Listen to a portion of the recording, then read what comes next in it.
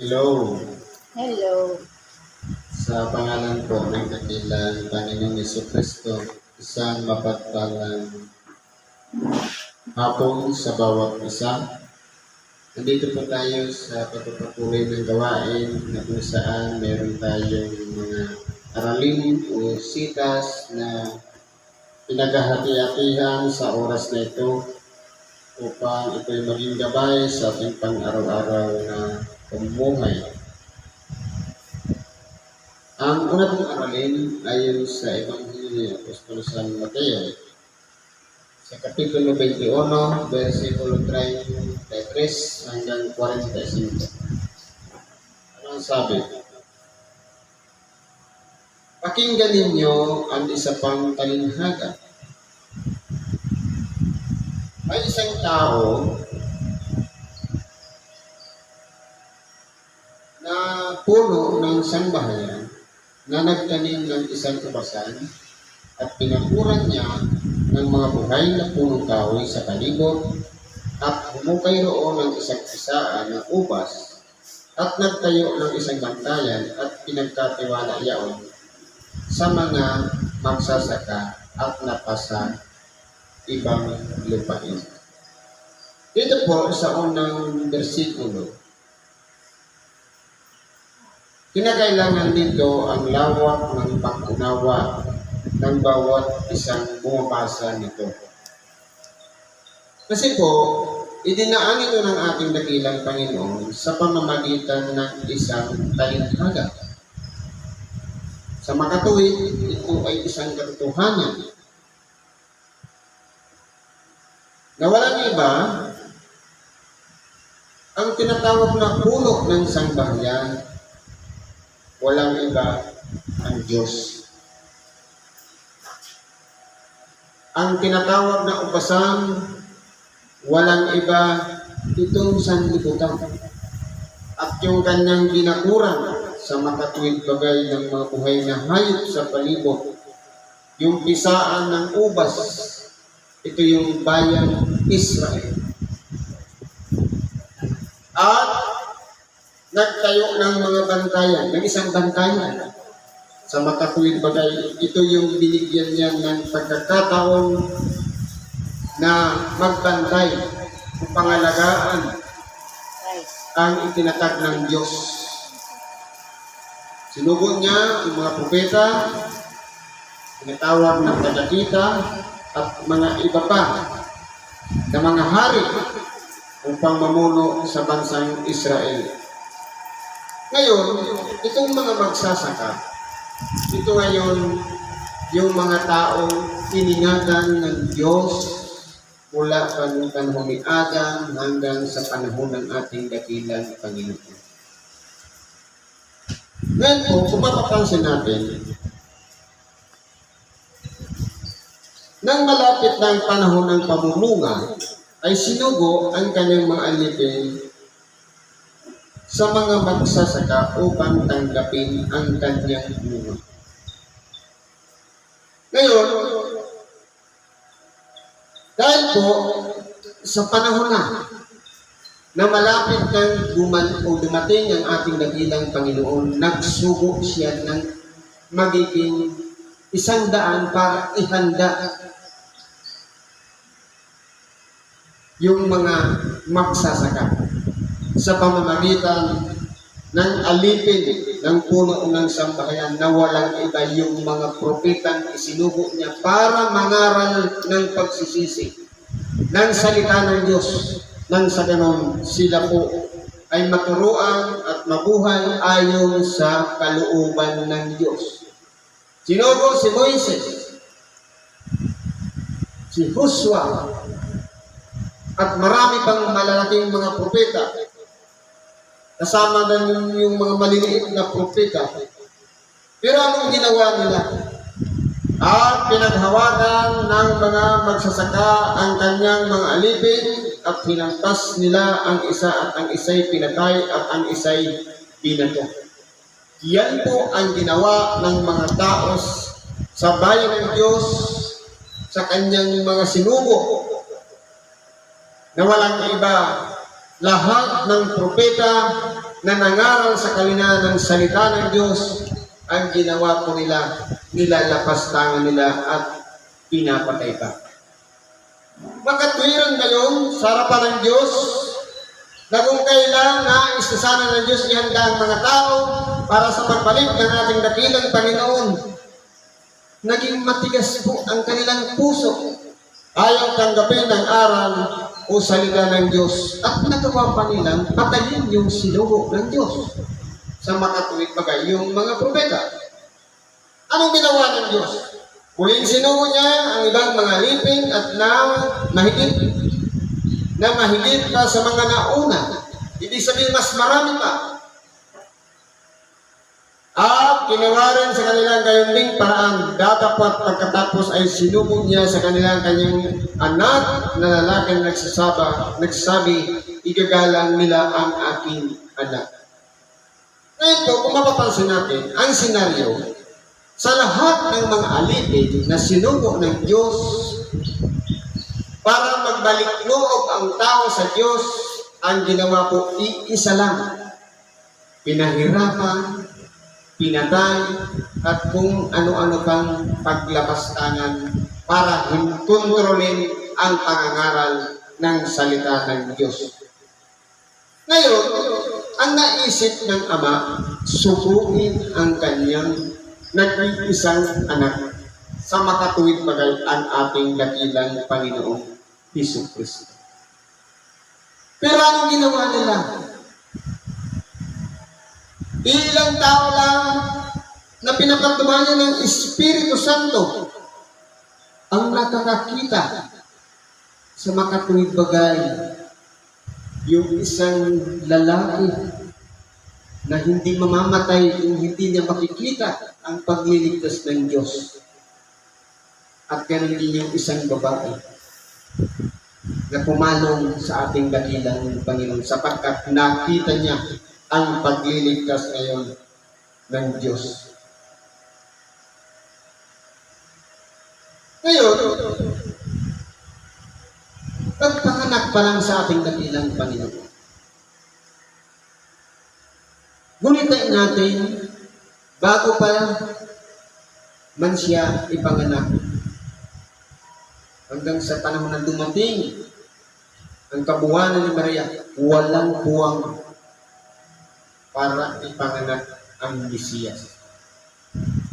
Ganon din po sa kalagayan ng tao, walang puwang ang salita ng Diyos sa puso ng bawat isa.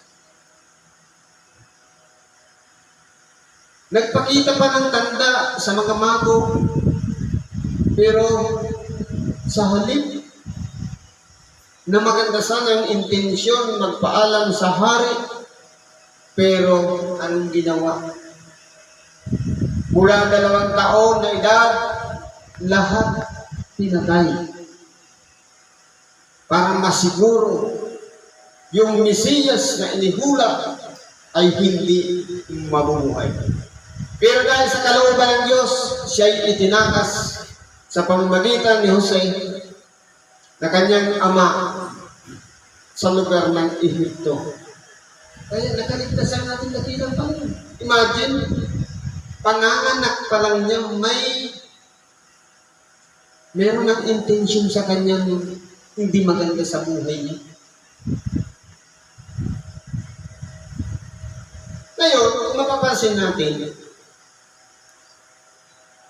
sa lahat ng mga nanguna sa bayan ng Diyos, wala pong nakakilala sa kanyang nag-iisang anak na dapat sana'y irespeto, igagalang.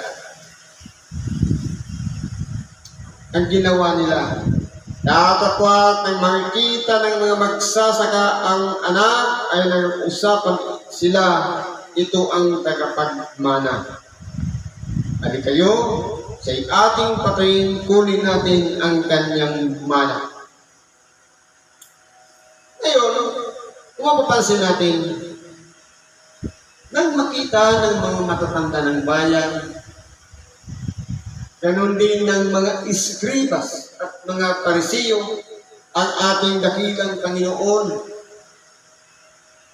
na nangangaral ng mabuting balita, nagpapagaling ng mga may karamdaman, ang ginawa nila, gumawa sila ng isang pamamaraan para hulihin ng ating dakilang Panginoon. Kaya nung siya'y nasa harapan ni Pilato, ang sabi ni Pilato, wala akong nasumpungang anumang kasalanan sa kanya. Hindi ko ilalagay sa aking mga kamay ang dugo ng taong ito. At napapanahon din na kinakailangan magpalaya ng isang bilanggo. Sino ang pinili ng mga magsasaka para palayain? Yung isang tao na pinagmulan ng rebellion. Pero si Jesus, wala siyang imig. Bagamat siya'y tinatawag na nag-iisang anak. Yun pala akala nila ay nagtagumpay sila sa kamatayan ni Jesus. Lingid sa kanilang kaalaman, programa ng Diyos na kinakailangan siyang mamatay. Para ano? Para ipakita sa bawat isa sa atin na mula ng hatulan ng Diyos ang mga tao dahil sa kasalanan, ang kabayaran ay kamatayan. Kinakailangan ding mamatay ang ating dakilang Panginoon at muli siyang mabuhay nang sa ganon mapagtagumpayan niya ang kamatayan. At tayo naman na nagsisitiwala sa Kanya at sumusunod sa Kanya ay pagkakalooban din ng buhay ayon sa buhay na ikinabuhay ngayon ng ating dakilang Panginoon. Sa magatuwi, yung hatol ng Diyos na hangganan ng buhay ng tao, kamatayan. Pero mayroon pang nagbukas na pag-asa. Nang sa ganon, tayong lahat, dumating man sa kapanahunan natin ng ating kamatayan, mayroon pang nakahanda at nakaabang na buhay na walang hanggan. Ibaga na napakasarap. Kaya ang ginawa nila,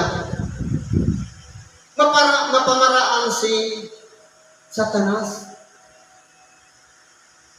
Pero alam ng ating dakilang Panginoon. Sabi niya, hindi bagay, kayo'y 12 at ang isa sa iyo'y diablo. Pero bakit pinagtiisan ng ating dakilang Panginoon si Judas at pinagtaruban niya rin ng kapangyarihan niya sa kupin ng mga demonyo at pantay-pantay ang bahagi niya at pagtuturo niya sa kanyang mga alagad?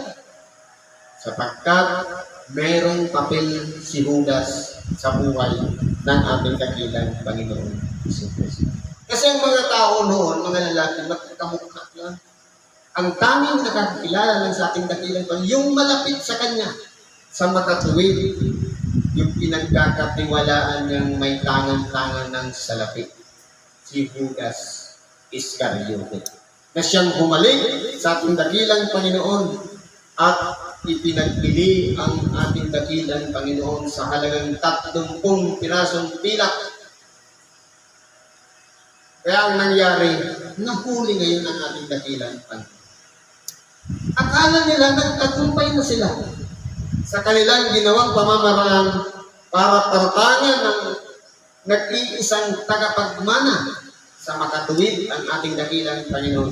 Pero nagkakamali sila dahil programa pala ng Diyos na kinakailangan mamatay ang tinatawag na Mesiyas.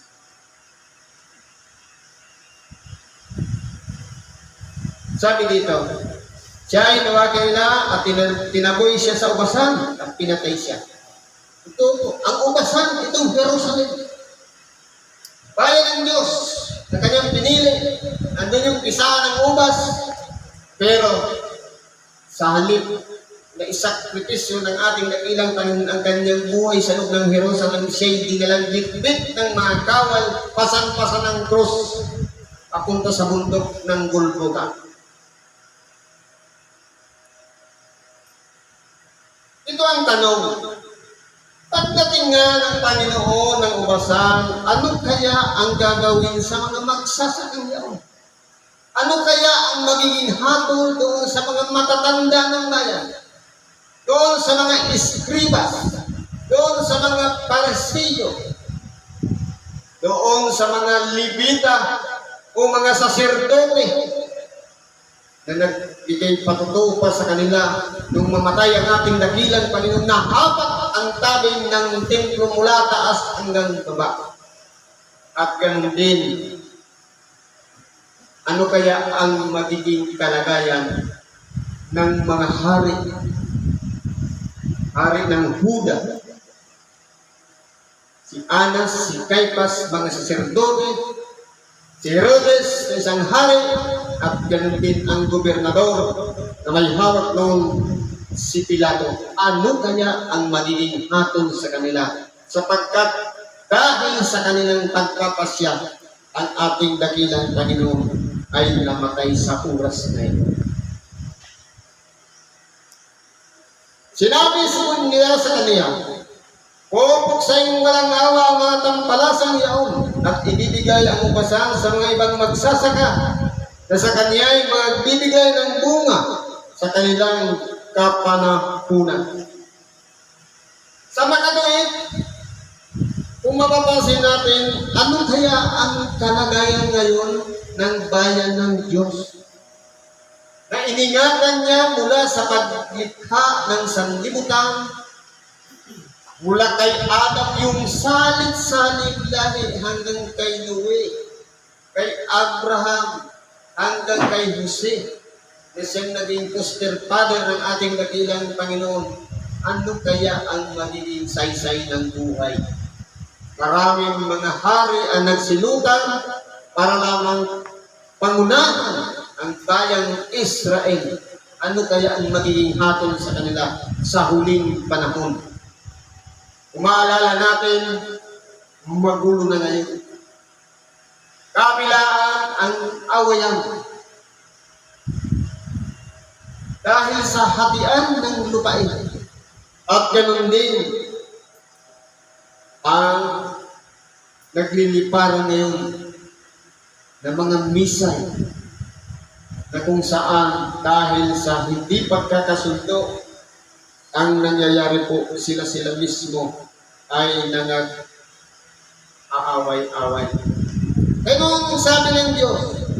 Sabi sa banal na kasulatan, sinabi sa kanila ni Isos, kailan bagang ninyo nabasa sa mga kasulatan ang batong itinakwil ng nagtatayo ng mga gusali ang siya rin ginawang pangulo sa panulo?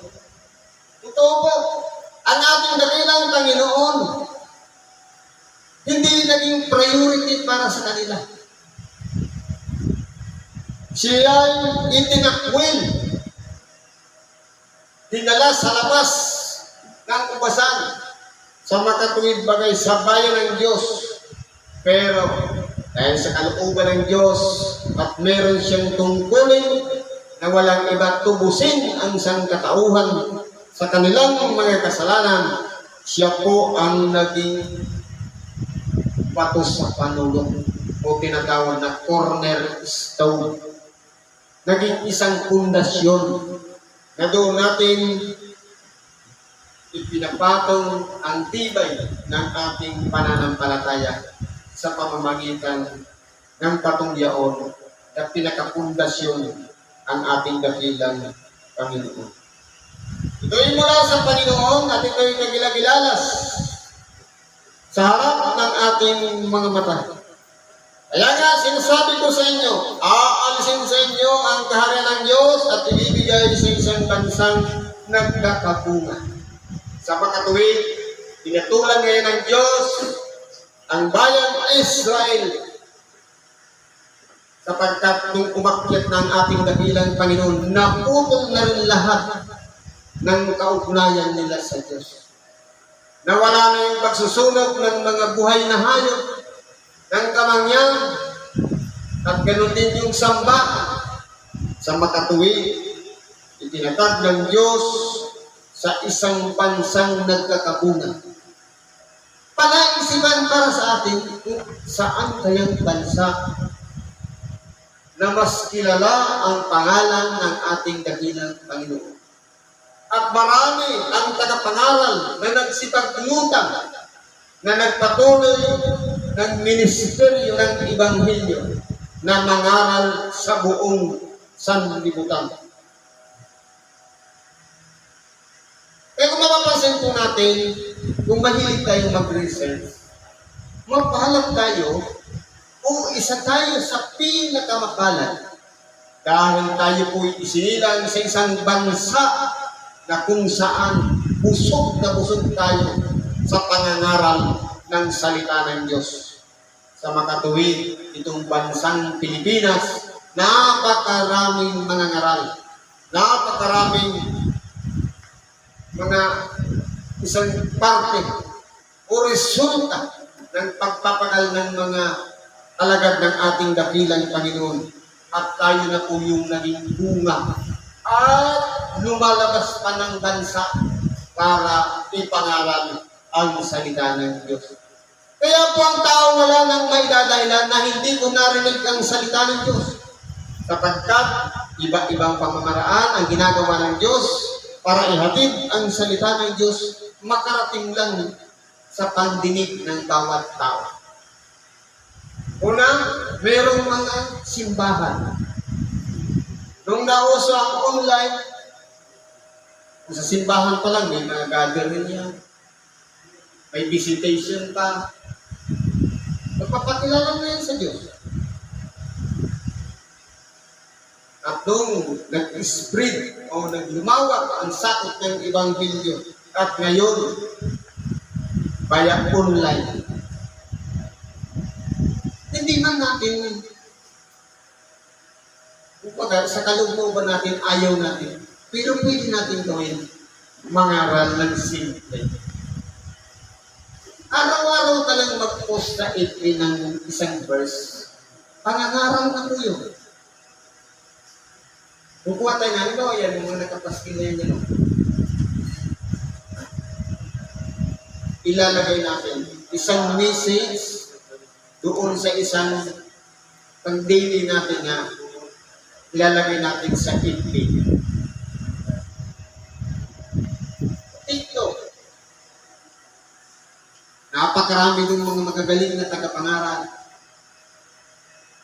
Pero bago yun, siyempre, una-ung gandahan muna na ipinangaral sa radyo, sa telebisyon, sa dyaryo. At ngayon, dati sa mga dyaryo, mga kulong lang. Ngayon, active na online, ipinangangaral na. Mapa-YouTube man, FB page, kung ano pa man. Kaya wala nang imposible na hindi tayo makakarinig ng salita ng isang click lang, makapagsisimba na tayo. Sa makatuwid, yan po ang kalooban ng Diyos. Ito ang nakakatakot. At ang mahulog sa ibabaw ng batong ito ay madudurog, datapwat sino man kanyang malagpakan ay pangangalating gaya ng alabok. Sa makatuwid, kinakailangan nating isuko ang ating mga sarili sa batong ito. Na walang iba, isuko natin ang ating buhay para sa Kanya. Itapin natin siyang pumasok sa ating mga puso nang sa ganon magkaroon tayo ng isang pagkakataon na na-experience ng lamang natin ang presensya ng isang lingkod ng Diyos na sumusunod sa Kanya. Ngayon, sabi dito, at nang marinig ng mga pangulong saserdote at ng mga pariseo ang kanyang mga kalinghagay kanila ng paghalata na sila ay kanyang pinagsasalita. Totoo po, kasi sila yung mga magsasaka. Sila yung mga nagpapakunwaring lingkod ng Diyos, pero sa kaloob-looban nila, wala po silang ibang hangad, kundi ang papurihan ang kanilang sarili at ang kanilang mga mapagpaimbabaw na mga gawa. Bakit po naging mapagpaimbabaw? Sapagkat sila po, pagkahahaba ng kanilang mga kasuotan, meron pang mga tinatawag na pilakterya, may mga palawit, na parang ang sabi nga ng ating dakilan, para silang libingang pinaputi na sa loob ay punong-puno ng kabulukan.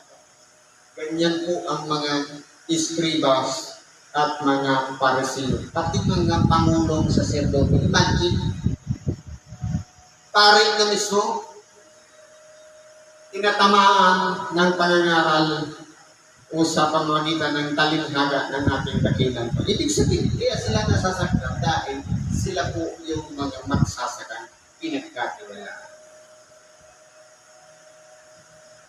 Siguro po, nandito na lang kayo ibahagi natin sa oras nito. Salamat sa Diyos at ano man ang ating kalingan. Ipagkatiwala natin yung nasa Diyos sa ngalan ni Kristo Jesus. Isang mapagpalang hapon sa bawat isa.